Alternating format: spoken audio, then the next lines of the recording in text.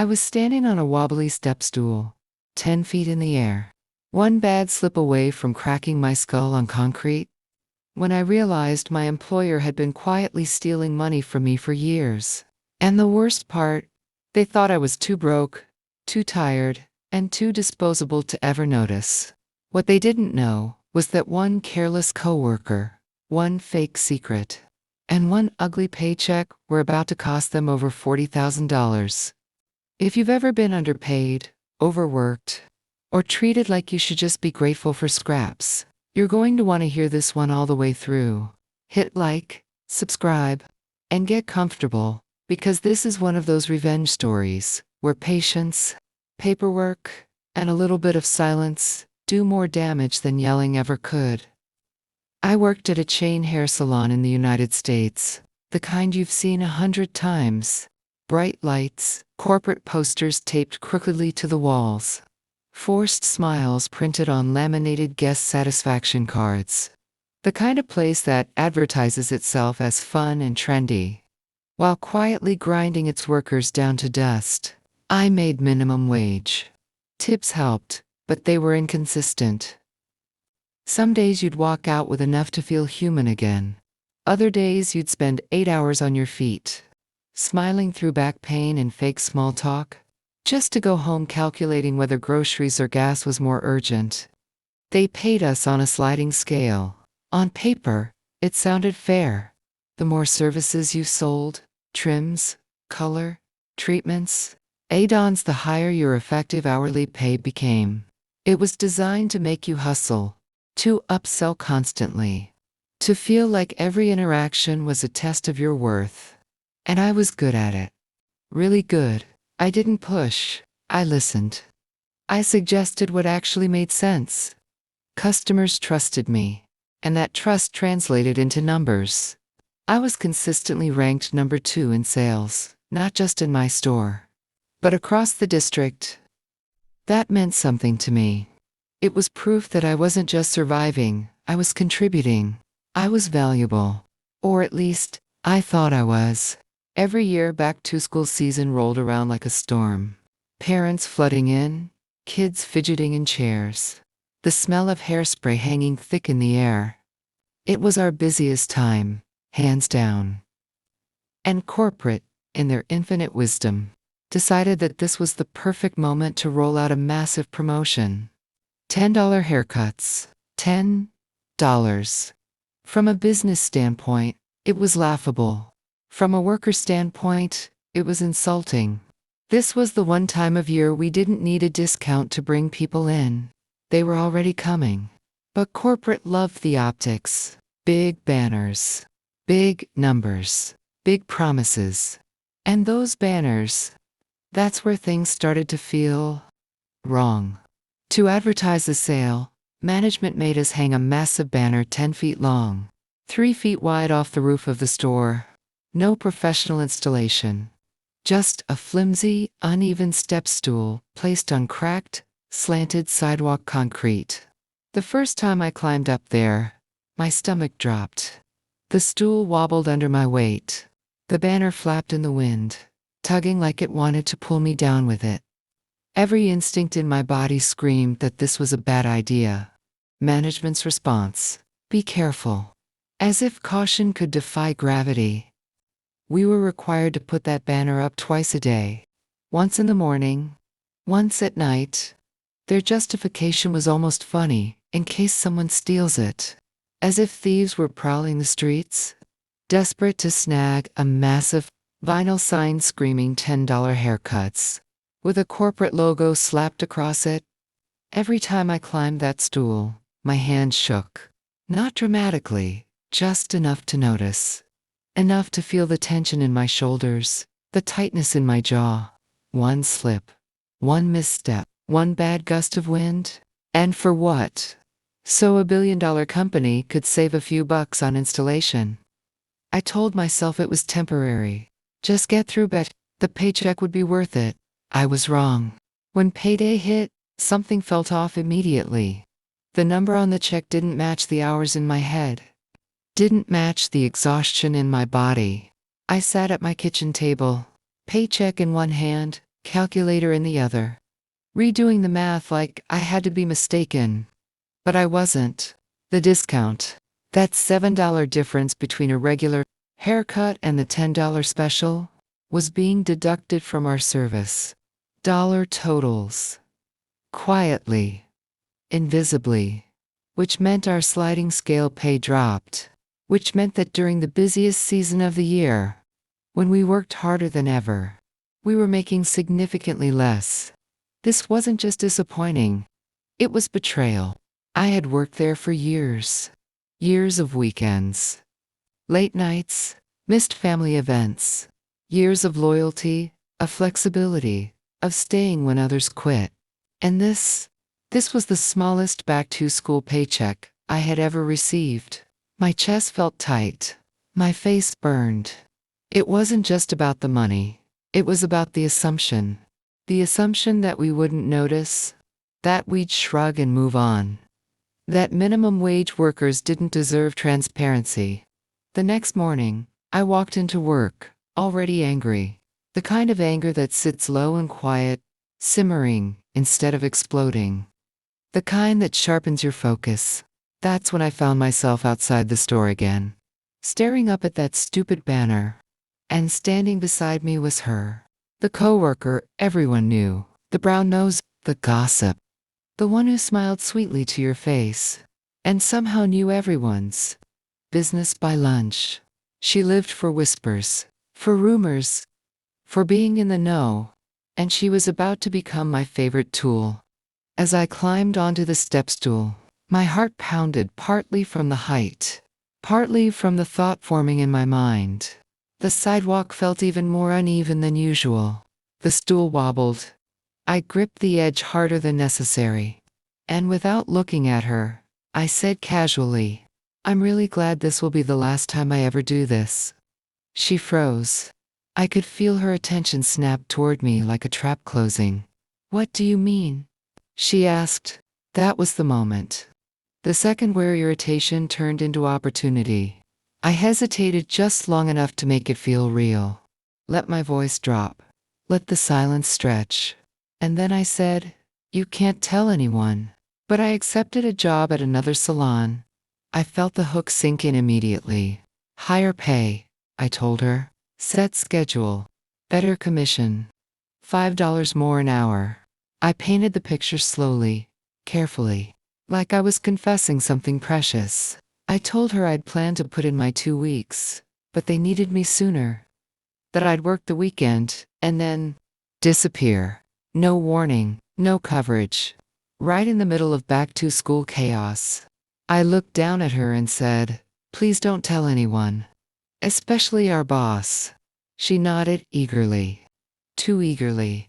I stepped off that stool, feeling lighter than I had in days, and I went home early. What I didn't know yet was that this single fake secret was about to change the next 5 years of my life and cost my employer tens of thousands of dollars. I didn't come back the next day with a grand plan. There was no spreadsheet, no checklist, no dramatic vow in the mirror. I just showed up to my next shift like I always did, apron on, hair pulled back, pretending nothing had changed, while feeling like the air around me was charged with electricity. The salon felt different the moment I walked in. Conversations dipped a little too quickly. My manager avoided eye contact just a fraction of a second longer than usual. That fake secret I'd whispered on a wobbling step stool had already started doing what it was designed to do. It was moving without me. About an hour into my shift, my boss called my name. Not loudly, not angrily, calm, controlled. The kind of tone that tells you someone's been thinking about something. For a while, she gestured toward her office. That tiny glass-walled room, tucked into the corner of the salon where difficult conversations lived and died. I followed her in. Heart steady, face neutral, playing the role I'd suddenly been cast in. She shut the door behind us and folded her arms, leaning against the desk like she was bracing herself. "I heard a rumor," she said. That was it. No accusation, no question. just a statement hanging in the air between us. I tilted my head slightly, just enough confusion to feel natural. A rumor? She studied my face, searching for cracks. That you're leaving. That you accepted a job at another salon. There it was. Confirmation. The gossip had delivered exactly as expected. I let out a slow breath, like someone who'd been caught before they were ready. I didn't deny it. I didn't rush to explain. Silence, I'd learned, makes people nervous. Finally, I nodded. Yeah, I did. Her posture changed instantly. Shoulders straightened, jaw tightened. This wasn't anger, it was alarm. Losing an employee during back-to-school season wasn't just inconvenient. It was a scheduling nightmare. And losing one of the top performers? That was worse. I kept my voice calm, almost apologetic. I told her the offer was better. Set schedule, higher commission, $5 more an hour. I said I hadn't wanted to leave, but childcare was becoming impossible with the way my hours bounced between late nights and early mornings. I let the truth bleed into the lie just enough to make it undeniable. Then I said the sentence I'd rehearsed in my head all night. If you could match it, I said, I'd love to stay. She didn't respond immediately. She stared at the floor, then back at me, calculating. This wasn't about fairness. It was about numbers. Coverage, metrics. The district leaderboard. She reported to every week. Finally, she nodded slowly. I'll have to call the district leader, she said, but I think we can work something out. For now, we can give you a set schedule starting next week. Relief washed over me so fast, it almost felt suspicious. A set schedule wasn't just convenience, it was sanity. No more closing at 9 and opening at 9 the next morning. No more scrambling for last-minute childcare. No more living in constant uncertainty. I thanked her, genuinely. Anne went back onto the floor, pretending my world hadn't just shifted on its axis. A few days later, she pulled me aside again. This time, she was smiling. The district leader had approved the raise. Just like that. No argument. No paperwork fight. No, we'll revisit this in 6 months. My value, apparently, had always been there. It just hadn't been worth acknowledging until it was at risk of walking out the door. I stayed. Not for a few weeks. Not out of guilt. I stayed for 5 more years. And during those 5 years, I watched the system from the inside with new eyes. Once you see how easily the rules bend when it benefits management, you can't unsee it. I kept selling. Kept ranking near the top. I earned commission on product sales, anywhere from $500 to $1,000 a week, and took home 20% of that. I smiled at customers. I trained new hires. I played the role of the reliable veteran employee.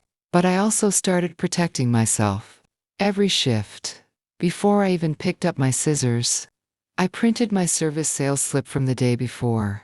A simple piece of paper, dates, services, dollar amounts, proof.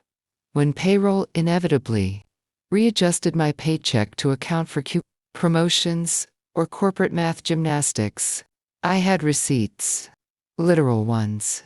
And every time the numbers didn't line up, I brought them forward, calmly, professionally, documented. Payroll always said the same thing. There's nothing we can do. So I saved everything. Emails, pay stubs, service records, policy changes. Every tiny discrepancy that shaved a few cents off here or there. 19 cents an hour. 30 cents an hour? Pennies, they'd say. Not worth the trouble. But pennies add up when they're taken every hour of every shift for years. I raised the issue occasionally. Just often enough to create a paper trail. Never often enough to be labeled difficult. I learned the art of strategic persistence. I waited. I watched. And when they brought back the $10 haircut promotion again, years later, I didn't argue. I quit. Quietly. Cleanly. With my documentation intact. A few months after I left, a letter arrived in my mailbox. A different employee. A different state. A class action lawsuit. Wage theft. Sliding scale manipulation. Improper deductions. They asked if I wanted to join. I said yes. And when the lawyers saw what I had 5 years of records, emails, payroll discrepancies, he didn't just smile. He leaned forward. Because sometimes, the most satisfying revenge isn't loud.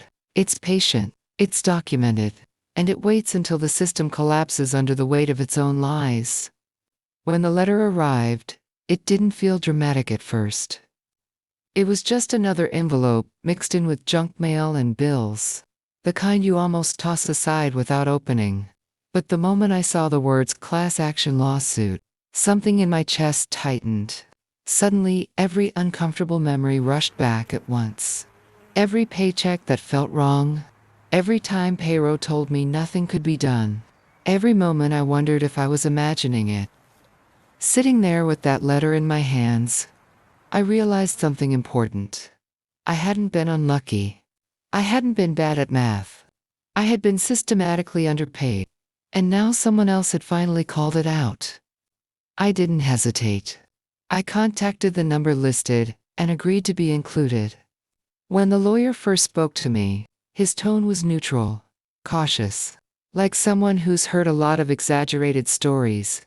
He asked basic questions about how we were paid, how promotions affected service dollars, how long I'd worked there. I answered calmly, almost casually, until I mentioned that I still had records, pay stubs, service slips, emails. 5 years worth. There was a pause on the line, the kind that tells you something just shifted. His voice changed immediately. He asked me to send everything I had. That was the moment I knew this wasn't just a symbolic case anymore. This was real. Going through those documents was exhausting in a way I hadn't expected. Every file carried a memory with it. The nights I stayed late, closing the salon just to be back again at opening. The mornings I dragged myself in on little sleep because my schedule had flipped again. The paychecks were a few cents here and there disappeared, always explained away as coupon adjustments, 30 cents an hour. Numbers so small they were designed to feel insignificant, but stacked together, shift after shift, year after year. They formed a pattern that was impossible to ignore. The lawyer explained that the company had been counting discounted and free promotional haircuts as $0 services when calculating service dollars, even though the labor was the same. That meant our sliding scale pay dropped without us ever being clearly told. It wasn't a mistake. It was policy. And because I had printed my service slips daily and saved emails where payroll confirmed the deductions, my documentation didn't just support the case, it strengthened it. They had to go back through every single paycheck I'd earned and recalculate what I should have been paid if those services were counted correctly. While the lawsuit moved forward, I felt something I hadn't felt in years at that job: validation. I wasn't dramatic. I wasn't difficult. I wasn't bad with money. The system had relied on workers being too busy, too tired, or too scared to push back. I had done the opposite quietly. I stayed. I documented. I waited. And now, that patience was paying off in a way no confrontation ever could. When the settlement was finalized, the numbers surprised even me. Because the payout was split among many employees, I didn't expect much. But the recalculated wages alone came out to around $10,000. On top of that, I received another $10,000 from the settlement pool itself. Nearly $20,000 total. All from money that had been shaved off. So subtly, that management assumed no one would ever notice. Pennies had turned into proof. Proof had turned into leverage. And leverage had turned into justice. And the most satisfying part wasn't even the check. It was knowing that the same company that once thought I was replaceable had been forced to comb through years of records because of me, forced to admit, in writing, that they were wrong. All because I paid attention when they assumed I wouldn't. The money didn't arrive all at once. It came in pieces, stretched across time, wrapped in formal language and careful calculations. First there was the notice explaining how my pay had been recalculated. Line by line, year by year. As if the company was reluctantly confessing every small lie it had told. Then there was the settlement amount itself, broken down in a way that tried very hard to make it feel impersonal. But nothing about it felt small to me. Every dollar represented a moment I had stood on my feet longer than I should have, smiled when I was exhausted, and accepted explanations that never quite made sense. Seeing those numbers in writing felt like watching the past finally catch up to the people who thought it never would. What hit me hardest wasn't excitement. It was calm, a deep, steady sense of being right. For years, I had carried this all-level tension, this constant questioning of myself. Was I being unreasonable? Was I just bad at budgeting? Was this how things worked everywhere? That tension disappeared the moment the settlement became real. The company didn't apologize. They didn't admit guilt out loud. But they didn't have to. The paperwork did it for them. The silence did it for them. You don't pay out millions across multiple states if nothing went wrong. I thought back to my manager. To that day in her office when she said she'd heard a rumor.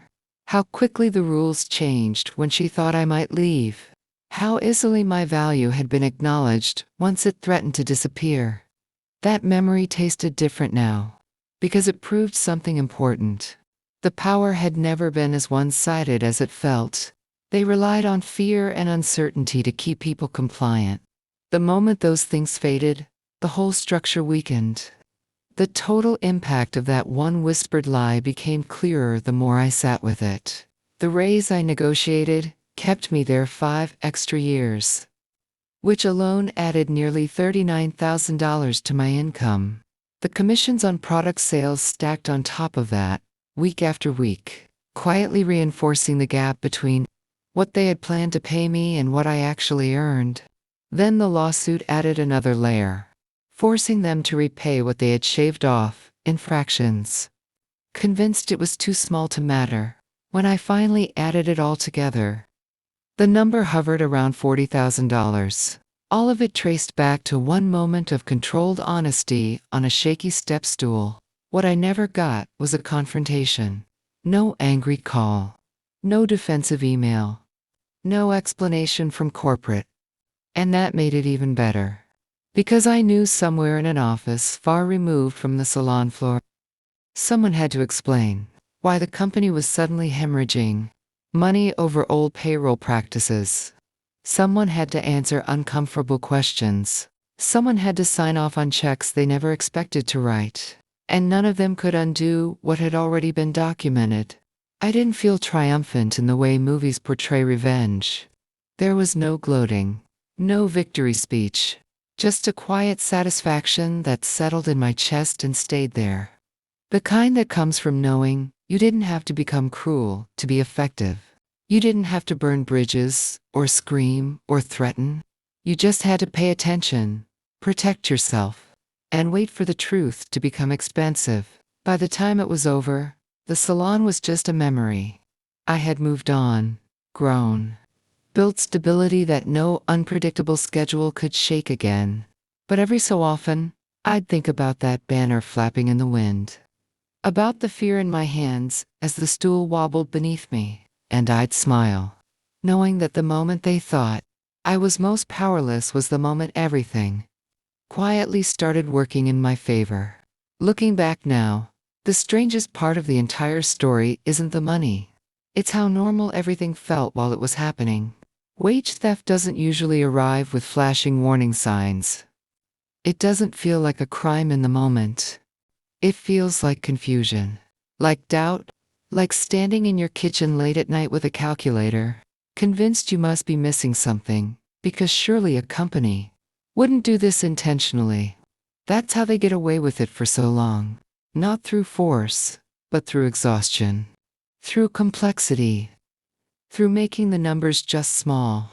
Enough that questioning them feels embarrassing. For years, I lived in that space. Tired, overworked, quietly frustrated. But still doing my job well, because that's what responsible people do. I didn't want drama. I didn't want to be labeled difficult. I wanted stability. And the company knew that. They counted on it. They counted on employees needing their jobs more than their dignity. They counted on us trusting that someone somewhere knew what they were doing. And most of all, they counted on us not keeping receipts. That's what changed everything. Not anger. Not threats. Attention. The moment I started documenting my own labor, the balance shifted, even if I didn't realize it yet. Every printed service slip was a small act of resistance. Every saved email was a quiet refusal to forget. I didn't know a lawsuit was coming. I wasn't planning revenge. I was just trying to protect myself and a system that had already shown me it wouldn't do that for me. And that's the part that still sticks with me. The raise didn't come because I worked harder. I had already been doing that. The set schedule didn't come because they suddenly cared about my childcare struggles. Those struggles existed long before the rumor. Everything changed only when they thought I was leaving. That realization reshaped how I see work forever. Loyalty, in corporate environments, is rarely rewarded until it's about to disappear. Value is acknowledged not when it's given freely, but when it's about to be lost. I sometimes think about that coworker, the gossip, the one who couldn't keep a secret to save her life. I never confronted her. I never corrected the story. I let it exist exactly as it needed to. She thought she was passing along information. She didn't know she was setting a chain reaction into motion. And, honestly, I don't blame her as much as I blame the environment that made rumors more powerful than transparency. In a healthy workplace, gossip doesn't have leverage. In a broken one, it becomes currency. The lawsuit itself taught me another uncomfortable truth. The company didn't fight because they couldn't. They fought because they didn't expect anyone to come prepared. The moment the lawyers saw real documentation, not estimates, not feelings, not complaints, the tone changed. Systems like that rely on plausible deniability. The second you remove it, the entire structure starts to crack. That's when accountability becomes unavoidable. Not because someone suddenly grows a conscience, but because the math becomes undeniable. When the final numbers settled, when the checks cleared, when the case was officially closed, I didn't feel victorious in a loud way. There was no urge to call anyone from my past job. No desire to rub it in. Instead, there was this quiet sense of closure. Like finally setting down a weight you didn't realize you'd been carrying for years. The money helped, obviously. It created breathing room, security, options. But the real reward was psychological. It was knowing I hadn't imagined the injustice. Knowing that my instincts were right. Knowing that patience, when paired with awareness, can be more powerful than confrontation. If there's a lesson here, it isn't lie to get a raise or trust gossip to save you. It's simpler and more uncomfortable than that. Pay attention to your paychecks, to policy changes, to anything that quietly benefits the company at your expense. Ask questions. Save records. Advocate for yourself, even if you do it silently at first. Because the truth is, most systems don't collapse from rebellion. They collapse from evidence. Sometimes I think back to that day on the step stool, the banner snapping in the wind, my hands gripping plastic and metal while my heart raced. I remember thinking how easily I could get hurt doing something so unnecessary, so cheaply arranged, so dismissive of my safety. At the time, it felt like a symbol of how little we mattered. Now it feels like the beginning of something else entirely. The moment I stopped assuming fairness and started demanding proof. I didn't set out to get revenge. I just stopped letting myself be invisible. And in the end, that cost them far more than they ever saved by shaving pennies off my paycheck. If this story resonated with you, if you've ever felt that quiet frustration of knowing something isn't right, but being told it's just how things work, then you already understand why this kind of revenge hits differently. It's not explosive. It's earned. It's patient. And it lasts. So, if this gave you chills, hit that like button. Subscribe for more stories where karma takes its time, but never misses. And tell me in the comments, what's the most satisfying workplace justice you've ever seen? Because sometimes, the best revenge isn't loud at all. Sometimes, it shows up years later. With interest,